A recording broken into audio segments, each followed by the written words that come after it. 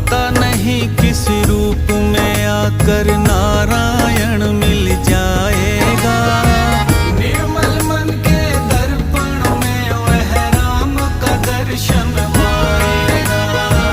राम नाम के साबुन से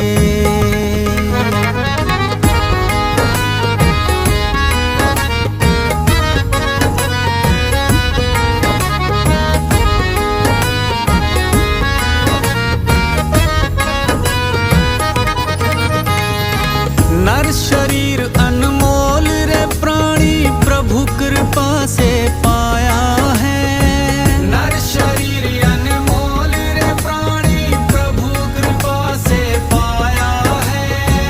झूठे जग प्रपंच में पढ़कर जो प्रभु को बिसराया है।